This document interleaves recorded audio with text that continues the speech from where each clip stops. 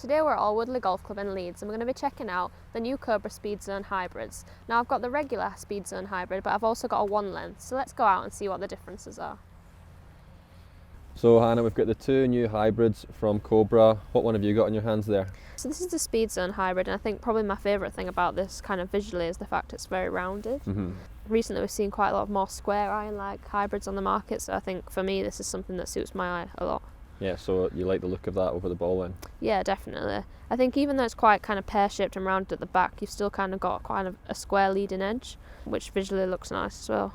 And in terms of how it sits, is it sitting closed, open, square? I think probably because the lines on the club face are white, it kind of gives this appeal that it's sat a bit more open, which I actually find quite nice over the ball, so I think it's definitely something that suits me. Yeah, we'll give it a hit, see how it feels.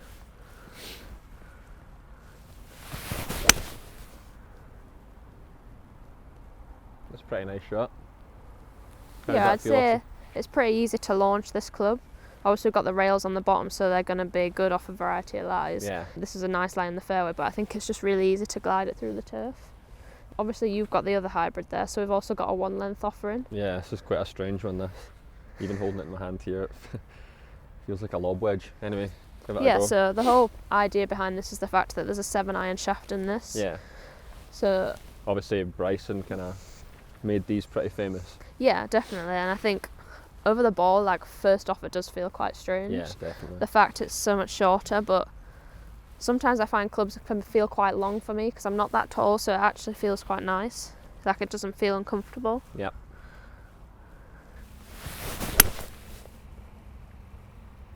That's a great shot.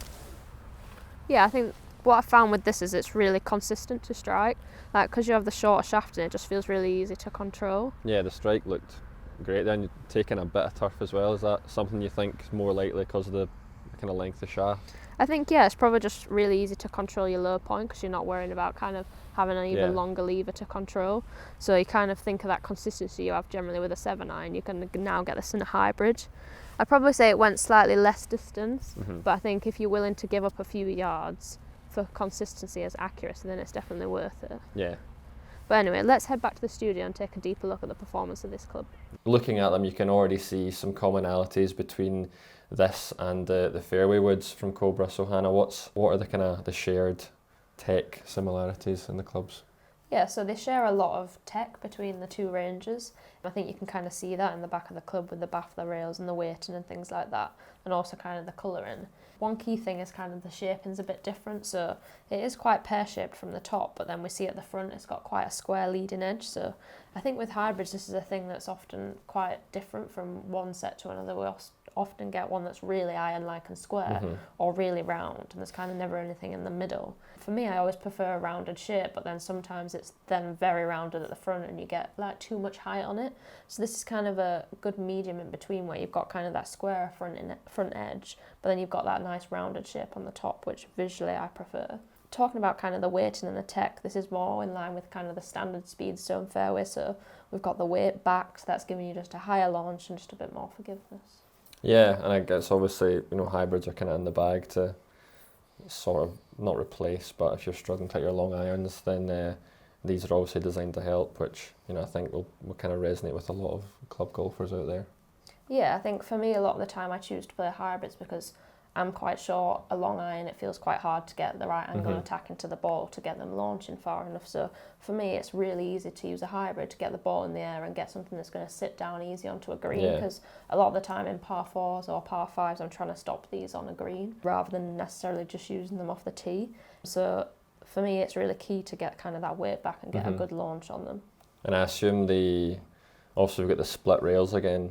So obviously, if your ball goes in the rough or like semi-rough or like even slightly deeper, normally you're having to kind of hack out. You're not going to go in there with a 3-iron. But I assume these, obviously the split rails and the fairway woods, they're there to kind of help out of every lie. So I guess that it's the kind of same here. Like these will help if you're in the semi-rough or whatever and you're looking to really advance the ball. Yeah, definitely. I think it's even kind of more important in a hybrid because definitely in that situation I'd feel more comfortable hitting this from the rough than I would with the fairway wood. And it's just going to help you pick the ball up a bit easier and just get it up nearer the green and out of the rough. So that's a really important thing, kind of the versatility of this club. Yeah, and obviously I've got the the one length model here, which Cobra obviously are quite famous for with Bryson. How did you find these on the course, you know, the differences in length? I think I found it quite interesting. I've not used a one length club before. Bryson's one of my favourite golfers, so kind of watching him, it's quite interesting to think, oh, maybe I should give this a go. At first, I didn't feel it felt that strange for me, because a 7-iron length is actually quite a comfortable length for me. Obviously, you can tell it's a bit shorter than normal, but I found like the consistency of it was really good, like the quality of the strike and the direction.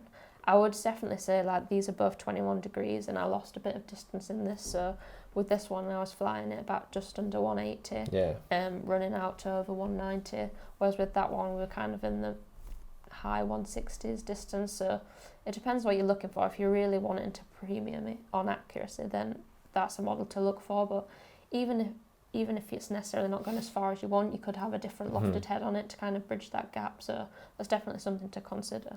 Yeah, I mean, from my own point of view, I'd never tried the one length clubs, and also I'm quite tall, so when I put this in my hand, it honestly felt like a lob wedge. So yeah, it definitely, if you're not used to it, you know, and you're considering it, I would definitely recommend, you know, putting it through some, you know, rigorous testing, because it does feel like quite a change. I think definitely with this, it would be one you want to get custom fit into and make sure you have the right shaft, because obviously the length of it is so drastically different. You want to make sure you've got the club weighting right and it's going to suit you. So I think probably that is a bit of a thing that I've seen in the distance change. If I got properly fitted into it, we might not see that, because obviously the shaft's going to sort out the distance issues. Yeah, you know, they've got this on offer, and then they've got, you know, the kind of standard length as well that they're offering. You know, again, they're offering clubs for everyone, and the hybrid, the tech they've got in it, you know, the weight at the back, the split rails, you know, it's got so much versatility to it. So it's definitely going to be, you know, one of the models is going to suit everyone, really. I think it's also interesting to know that the visuals are quite different on the top of the club face. So you can see on this one, it's a lot whiter rather than the yellow that's on this. Yeah. So visually for me, the lines on that club face are a bit brighter, so that looked like it was a bit more open to me. So I think there's also a visual preference between the two, of which is going to sit better behind the ball for different players. Yeah, definitely. So if you've liked the video, everyone, please make sure you hit the thumbs up. If you're new to the channel, hit the subscribe button, and head over to nationalclubgolfer.com if you want to see more.